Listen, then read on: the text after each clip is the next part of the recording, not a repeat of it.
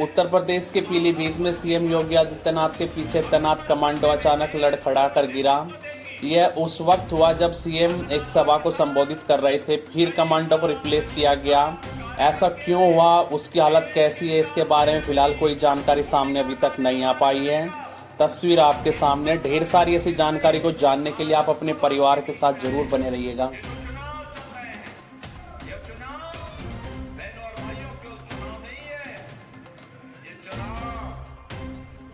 उत्तर प्रदेश के नोएडा में आबकारी विभाग के मंत्री नितिन अग्रवाल ने इंडिया गठबंधन को लेकर मीडिया से बात की है। आइए सुनते हैं मीडिया क्या कुछ बता रहे हैं।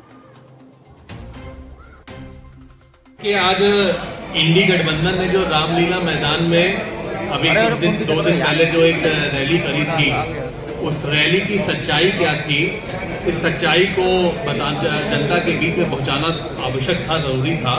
और उसी मुद्दे को लेकर आज हम लोग ने पत्रकार वार्ता पत्रकार वार्ता करके उस सच्चाई को जनता के बीच में रखने का काम किया। सर, पूरे उत्तर प्रदेश में आप आबकारी मंत्री हैं, लगातार ओवर रेटिंग हो रही है और इसको लेकर एक घटना भी अभी बिसरक में ये मर्डर हो गया है। देखिए, हम लोग पूरी तरीके से, आपने जो बात ओवर रेटिंग की कही है, मैं पिछले क्योंकि 2 साल से ये दायित्व मेरे पास है और हम लोग इस डिपार्टमेंट को देख रहे हैं। मैंने हमेशा सबसे पत्रकार साथियों से भी कहा है और लोगों से भी कहा है, जहां जहां शिकायत जब ये रखी गई कि कोई स्पेसिफिक घटना अगर कोई ऐसी आपके संज्ञान में आती है तो वो आप मेरे नॉलेज में लाइए कि कहाँ पे ओवर रेटिंग हो रही है। मैं निश्चित तौर पे उसकी जांच कराऊंगा और इसमें पहले कई कार्रवाइयां भी हुई हैं। और मैं ये कह सकता हूं कि उत्तर प्रदेश में जहां जहां मुझे स्पेसिफिक तौर पे कोई शिकायत मिली है, मैंने उसकी जांच कराई है और जो सच्चाई मिली है उसने विभागीय अधिकारियों के खिलाफ कार्रवाई भी करी है, सस्पेंशन भी हुए हैं। तो मैं आपसे ये कहना चाहता हूं, आज हम लोग पूरी सख्ती से इस पे नजर बनाए हुए हैं कि ओवर रेटिंग ना हो, कच्ची शराब ना बने, जहरीली शराब ना बने या बाहर से अवैध मदिरा उत्तर प्रदेश की सीमा के अंदर ना आए। और इस पे लगातार हमारी प्रवर्तन की टीमें फील्ड पे काम करती हैं। आपकी नजर में अगर कोई ऐसी स्पेसिफिक कोई ऐसी घटना है या कोई ऐसी जगह है जहां आपको लगता है कि हो रही है, आप मुझे दीजिए। मैं निश्चित तौर पे अगर वो सही होगी तो विभागीय अधिकारी भी सस्पेंड होंगे और उनके खिलाफ कड़ी कार्रवाई भी होगी। रामपुर के बिलासपुर में पहुंचे डिप्टी सीएम ब्रजेश पाठक। उत्तर प्रदेश के सपा शासनकाल में गुंडे माफियों का राज था, उनका कहना है। सीट पर भारतीय जनता पार्टी के लोकप्रिय प्रत्याशी आदरणीय घनश्याम सिंह लोधी जी एक तरफा चुनाव जीत रहे प्रचंड बहुमत के साथ। यहाँ जब हम पहुंचे तो हमने बूथ अध्यक्षों से बात किया है, अपने पीएलए से बात किया है और हमने पूरे समाज में जाकर के बात किया है। सभी लोगों का मानना है कि माननीय मोदी जी ने गरीब आदमी के जीवन स्तर को ऊपर उठाने में कामयाबी हासिल की है। रामपुर का नाम आज आतंक के लिए नहीं है, रामपुर का नाम आज डेवलपमेंट के लिए जाना जाता है। और घनश्याम लोधी जी ने रामपुर में इतना अधिक डेवलपमेंट कराया, विकास कार्य कराया है। हमारे माननीय मंत्री औलख जी ने इतने विकास कार्य कराए हैं कि सब लोगों का मानना है जाति धर्म संप्रदाय से ऊपर वोट रामपुर लोकसभा में भारतीय जनता पार्टी के प्रत्याशी आदरणीय घनश्याम लोधी जी को मिलेगा और प्रचंड बहुमत से पुनः वो जीतेंगे। मंत्री जी,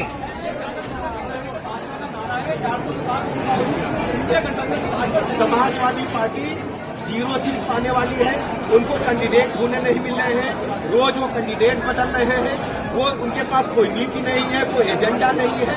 जब सपा सत्ता में रही है, गुंडे माफिया मवाली लुच्चे लफंगे गरीब जनता को, व्यवसायियों को, किसानों को परेशान करते रहे। उत्तर प्रदेश की जनता ने उन्हें नकार दिया है, वो रसातल की तरफ जाने वाले हैं। मंत्री जी ईवीएम पर सवाल उठा रहे हैं, ईवीएम को लेकर सवाल उठाए जा रहे हैं। मंत्री जी एक तरफा चुनाव। आम आदमी पार्टी के सांसद संजय, आज राज्यसभा सांसद आम आदमी पार्टी के वरिष्ठ नेता संजय सिंह को सुप्रीम कोर्ट से बेल मिल गई है। मिलने के बाद भाजपा के राष्ट्रीय प्रवक्ता शहजाद पूनेवाला क्या कुछ कह रहे हैं इस बेल को लेकर, आइए सुनते हैं। एक ऑर्डिनरी साधारण जमानत और राहत, इन दोनों का अंतर ही नहीं पता। वैसे this party claims that it is a party of very intellectual people, but they are unable to distinguish between an ordinary routine matter of fact bail in a matter and between what is a complete clean sheet or being called as completely not guilty in a case. और आज जो अति उत्साह उन्होंने दिखाया है एक routine साधारण बेल को एक प्रकार से अपने आप को दोषमुक्त बताने के लिए, तो आज इस अति उत्साह में इस आम आदमी पार्टी ने अपने और आपको एक और गहरे संकट में डाल दिया. In their over enthusiasm, in order to claim and to clutch at straws, to try and project a routine, ordinary bail as some sort of a clean sheet and a victory, the Aam Aadmi Party has further indicted itself today.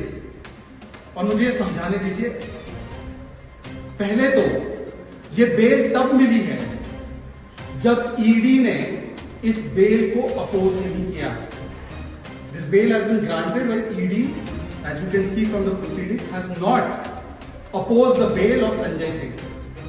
इसका मतलब आज के बाद आम आदमी party के पास ये कतई अधिकार नहीं है कहने का कि ईडी विद्वेषपूर्ण कार्रवाई कर रही है. From today onwards, the Aam Aadmi Party cannot claim, even for a moment, that any of the agencies, particularly the ED or the CBI, is indulging in any kind of vendetta politics. यदि ऐसा होता तो bell को oppose किया जाता.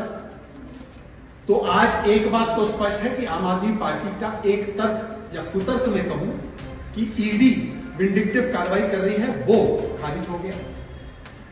दूसरी बात, यदि इसी न्याय प्रणाली में बेल मिलना मतलब आम आदमी पार्टी के लिए दोषमुक्त हो जाना, बेल मिलना मतलब जश्न मनाना, बेल मिलना मतलब सारे आरोप के खारिज हो जाना, तो इसका मतलब आम आदमी पार्टी आज ये स्वतः स्वीकार रही है कि जो इनके बड़े से बड़े नेता हैं जिनको बेल नहीं मिली है वो सब आज दोषी है ही, क्योंकि आप ही ने एक ऑर्डिनरी साधारण रूटीन बेल को, जो अक्सर किसी भी आरोपी को मिलता ही है रूटीन कोर्स ऑफ लॉ में, उसको आपने पैमाना बना दिया है कि अब संजय सिंह पर कोई दोष नहीं रखता है बाकी. अब संजय सिंह को राहत मिल चुकी है, अब संजय सिंह आरोप मुक्त हो चुके हैं. इसका मतलब यह हुआ कि आम आदमी पार्टी के ही तर्क के हिसाब से आज जिन केजरीवाल जी को लगातार बेल नहीं मिल रही है, जिस विजय नायर को लगातार बेल नहीं मिल रही है, और आज ही के दिन राहुल आज केंद्रीय मंत्री अनुराग ठाकुर उसे जेल में है. ये अपने आप दिखाता है कि कितनी भ्रष्ट आम आदमी पार्टी है और कट्टर बेईमान अरविंद केजरीवाल.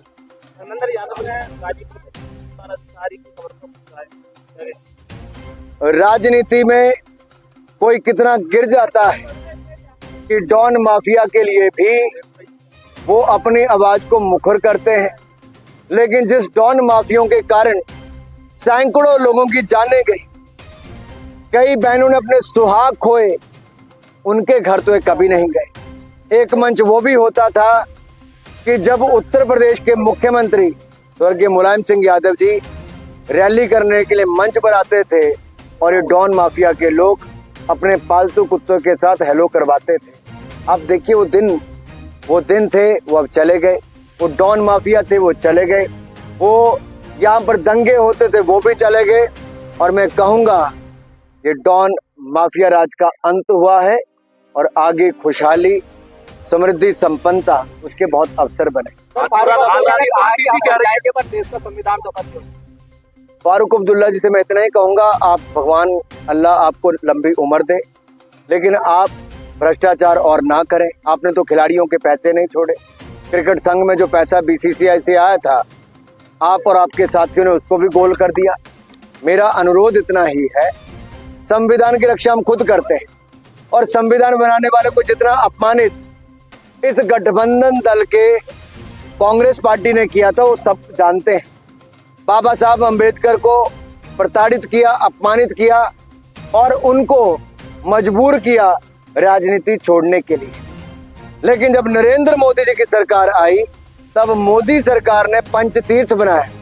दीक्षा भूमि, शिक्षा भूमि, जन्मभूमि से लेके सब पर आज पंचतीर्थ पर म्यूजियम बने हैं, लाइब्रेरी बनी है, 400 करोड़ रुपए की इंदु मिल की जमीन खरीद पे वहां म्यूजियम बन रहा है, लंदन में जाके बना है।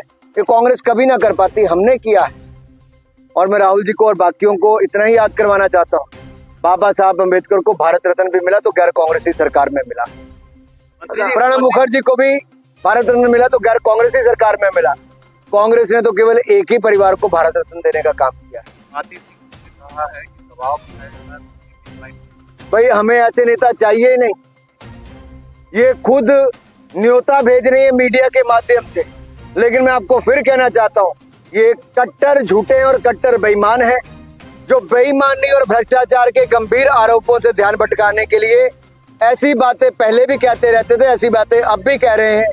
इन्होंने पहले भी कभी कहा लोटस ऑपरेशन, कभी नहीं हुआ। इन्होंने कभी कहा हमारे विधायक लेके, कभी नहीं लेके गए। अब जनता को इनका चेहरा बेनकाब हुआ दिखता है, इनका भ्रष्ट चेहरा। जो चोला चाहे इंडी गठबंधन का पहन ले, ये यूपीए के भ्रष्टाचारी नेताओं के जैसे आम आदमी पार्टी के नेता हैं।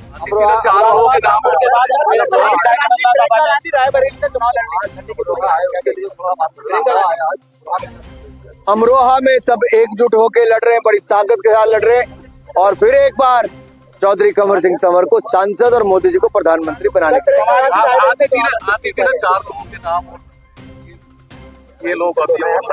देखिए, इन सबको पता है कि शराब घोटाले में और कौन कौन थे। इनके दलाल भी चले गए, इनके समर्थक भी चले गए।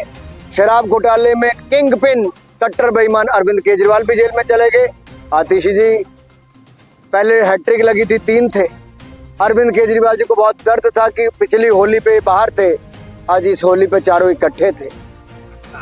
अब इन्होंने चौका लगाया, अब छक्का लगाने की सोचते हैं। किन 2 और ने जाना जो आरोपी होंगे, जिनके खिलाफ सबूत होंगे, वो जल्द ही एक साथ होंगे। हिमाचल प्रदेश के सुजानपुर में कांग्रेस नेता अरुण ठाकुर का शक्ति प्रदर्शन, राजिंदर राणा के खिलाफ लड़ सकते हैं चुनाव।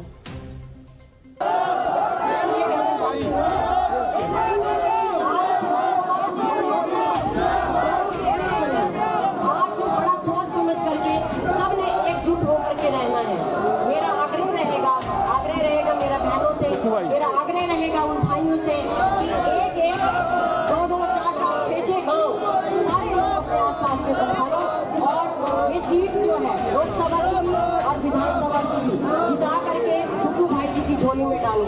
इतना ईमानदार मुख्यमंत्री हमें नहीं मिलेगा। उत्तर प्रदेश बदायूं सपा के लोकसभा उम्मीदवार शिवपाल यादव ने बदायूं सीट छोड़ी। बेटे आदित्य यादव के नाम पर अखिलेश यादव के पास भेजा प्रस्ताव। आइए इस सीट पर शिवपाल यादव के बाद धर्मेंद्र यादव क्या कुछ कह रहे हैं वो भी सुनते हैं। हो चुका है, सैसवान विधानसभा का हो चुका है, आज था गुन्नौर विधानसभा का। तो ये ऐतिहासिक सम्मेलन हुआ है और इसी तरीके से ऐतिहासिक सैसवान का था, बदायूं का था, बिसौली का था और पूरे बदायूं और संभल में गुन्नौर पड़ता है। तो पूरी की पूरी जनता समाजवादी पार्टी के जिताने का मन बनाती है। जैसे हम 2002 से सुनते आ रहे हैं कि चाचा का तूफान आएगा, वो लहर आज दिखाई दी, क्योंकि जो 2017-2019 में जो चेहरे भाजपा में थे वो आज आपके कार्यकर्ता सम्मेलन में मौजूद थे। आदित्य यादव के नाम पर पहली बार मोहर लगाई है, क्या आदित्य यादव चुनाव लड़ेंगे, बताइए इसे। देखिए, यहाँ सम्मेलन में तो प्रस्ताव पास कर ही दिया है, तो जब प्रस्ताव सम्मेलन ने पूरे कार्यकर्ताओं ने कर दिया है, अब ये प्रस्ताव जाएगा राष्ट्रीय नेतृत्व के पास। तो अब राष्ट्रीय नेतृत्व भी सहमति मिल जानी चाहिए। 400 पार का भाजपा का नारा है, क्या कहेंगे? देखिए, भाजपा 400 पार का फैसला नारा दिया है, तो ये देखिए पूरे देश की जनता भारतीय जनता पार्टी को हराएगी और भारतीय जनता बहुत नीचे रह जाएगी। चुनाव से ठीक पहले केजरीवाल की गिरफ्तारी हुई है दिल्ली सीएम में, क्या कहेंगे इस पर? देखिए, भारतीय जनता पार्टी न तो संविधान को मानती है न लोकतंत्र को मानती है। वो पूरे विपक्ष को खत्म करना चाहती है और झूठे मुकदमों में उनको सबको जेल भेजना चाहती है। ईडी सीबीआई का सहारा लेकर के झूठे मुकदमा लिखा करके उन पर जेल भेज। चाचा ने पहली बार मंच से ये कहा है कि यहाँ से चुनाव आदित्य यादव लड़ेंगे, इस पर आप मोहर लगाते हैं? बिल्कुल, जो भी पार्टी का फैसला होगा मैं तो और मुझे खुशी होगी। चाचा के लिए काम करने में थोड़ा सा एक हिचक रहती, आदित्य के लिए और ज्यादा काम करेंगे। तो आगे क्या संभावनाएं हैं यहाँ को लेकर बताइए कि जीत को लेकर क्या कहेंगे? जीतेगी पार्टी, ऐतिहासिक वोटों जीतेगी। भाजपा 400 पार का नारा दे रही है। भाजपा से कहो कि पुराने नारे पहले पूरे करें, पहले रोजगारों वाले नारे पूरे करें, पहले किसानों की आमदनी के नारे पूरे करें, पहले महंगाई कम करने के नारे जो दिए थे वो पूरे करें, उसके बाद नए नारे दें। जनता हर दिन नए नारे नहीं सुनना चाहती है, जनता काम देखना चाहती है। अंत में एक सवाल और, केजरीवाल की गिरफ्तारी को लेकर क्या कहेंगे दिल्ली में? ये समाजवादी पार्टी क्या पूरे विपक्ष के खिलाफ बीजेपी के लोग षड्यंत्र कर रहे हैं, लेकिन हर षड्यंत्र का जवाब जनता देगी। उत्तर प्रदेश के मुख्यमंत्री योगी आदित्यनाथ बरेली पहुंचे हैं। सीएम योगी आदित्यनाथ ने विपक्ष पर जमकर किया हमला। आइए सुनते हैं क्या कुछ कह रहे हैं। अन्नदाता किसान को प्रधानमंत्री किसान सम्मान निधि का लाभ मिलना, ये मोदी की गारंटी है। 4 करोड़ गरीबों के सिर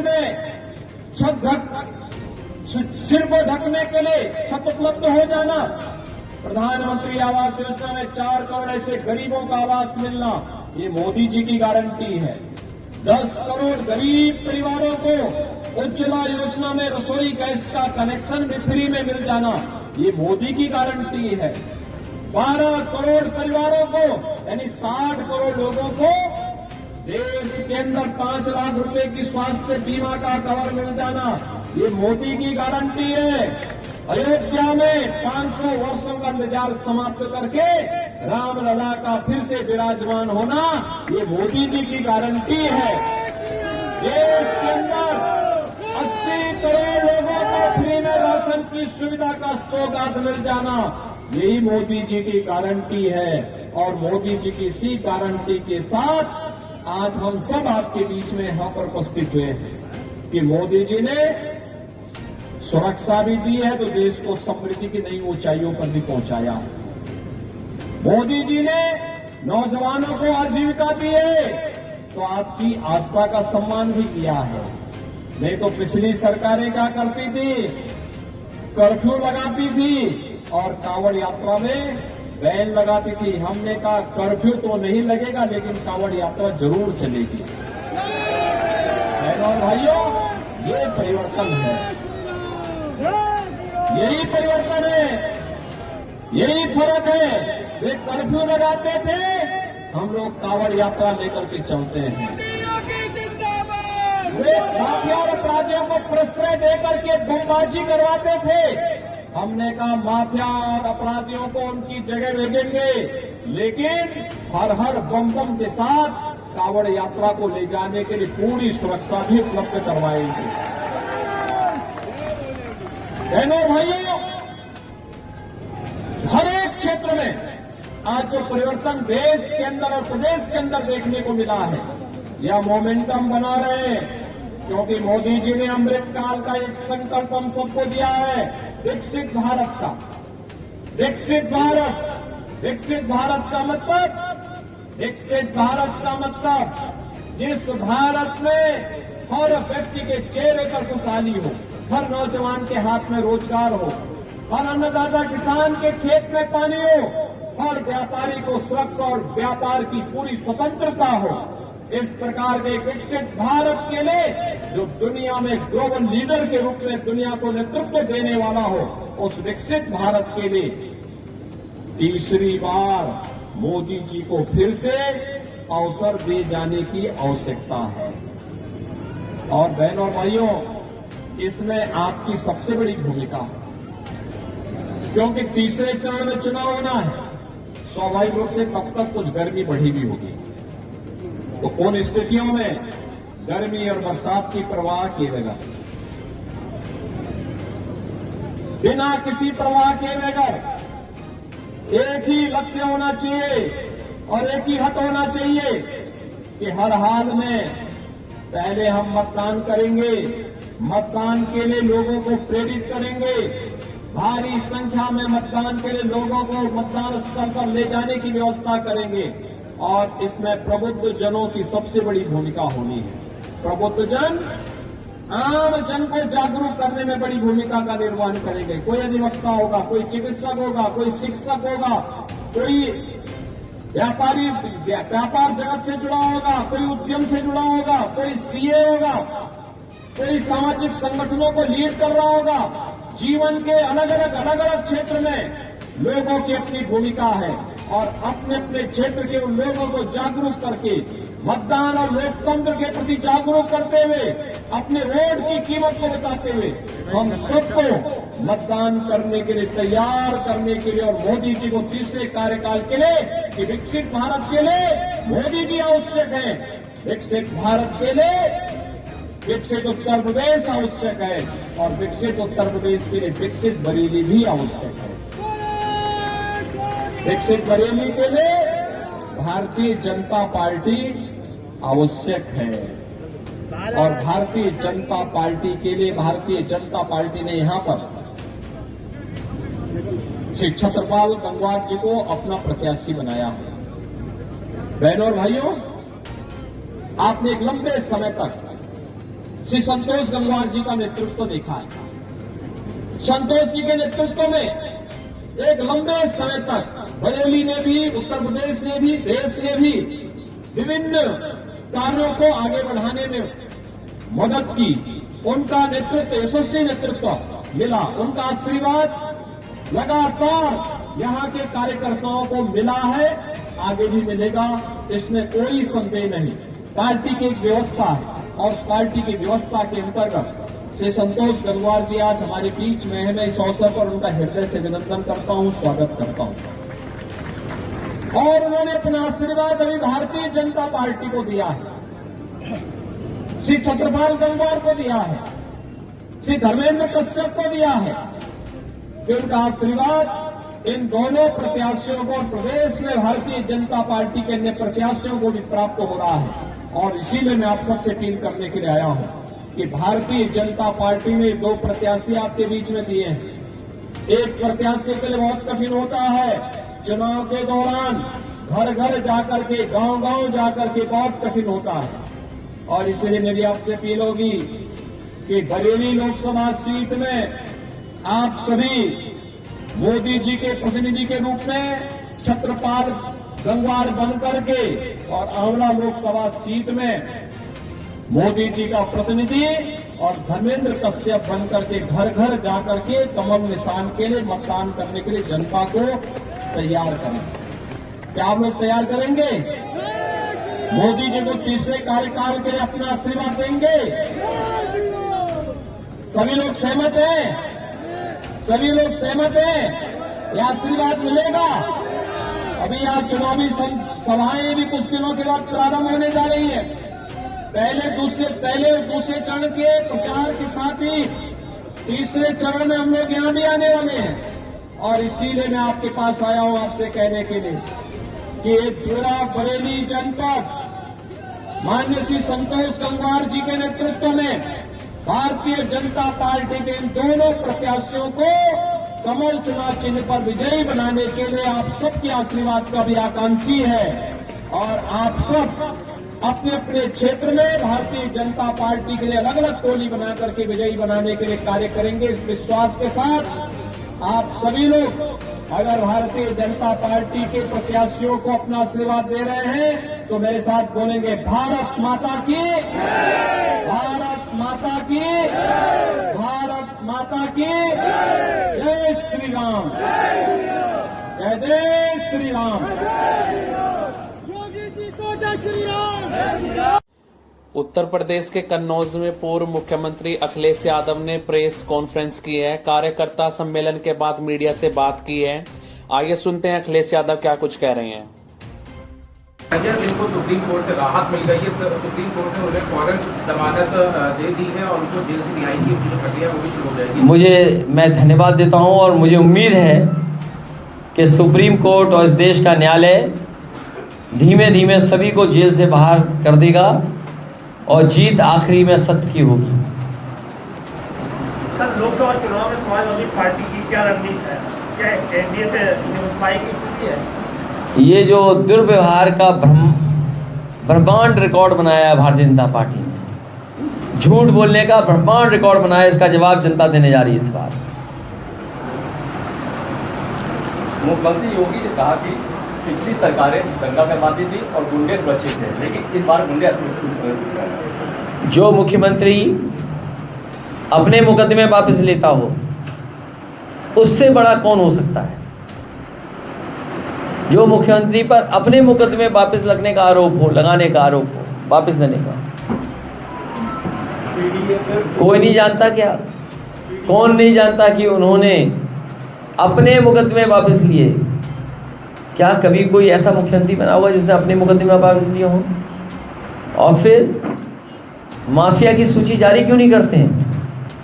टॉप 10 उत्तर प्रदेश के कौन माफिया हैं, उसकी सूची जारी क्यों नहीं करते हैं? ये जानबूझ करके माफिया और इस तरह की बहस में सबको इन्वॉल्व करना चाहते हैं। जो पेपर लीक हुए हैं, जो अब तक की 10 परीक्षाएं पेपर लीक हुई हैं, उन नकलची माफियाओं के बारे में क्या कहेंगे? जो paper leak Bharatiya Janata party के सरकार के लोग ही करा रहे हैं, उन माफियाओं के बारे में क्या करेंगे? Leak mafia, paper leak mafia, उनके बारे में क्या कहेंगे? अगर एक भी शब्द बोला हो तो बता दो इन्हें। अग्निवीर जैसी नौकरी कोई नौजवान स्वीकार नहीं कर सकता। बताओ, दिल्ली वाले या लखनऊ वाले एक शब्द कह रहे हो तो बता दो। आज संजय सिंह तिहाड़ जेल से रिहा होंगे। इससे पहले उनकी धर्मपत्नी मीडिया को क्या कुछ बता रही हैं, आगे का कार्यक्रम कैसे रहने वाला है और उनके वकील की क्या दलील है, किस आधार पे जमानत हुई है, आइए वो भी सुनते हैं। कोर्ट को बोला है वो निर्धारित करेगा। कोई रोक टोक नहीं है। ईडी ने इस बात का जिक्र जरूर किया था, लेकिन माननीय अदालत ने कहा कि पॉलिटिकल एक्टिविटीज को लेकर कोई भी बंदिश नहीं है। वो पॉलिटिकल पर्सन है, उनको पूरा हक है कि वो पॉलिटिकल एक्टिविटीज में पार्टिसिपेट करें। Sanjay Singh matter today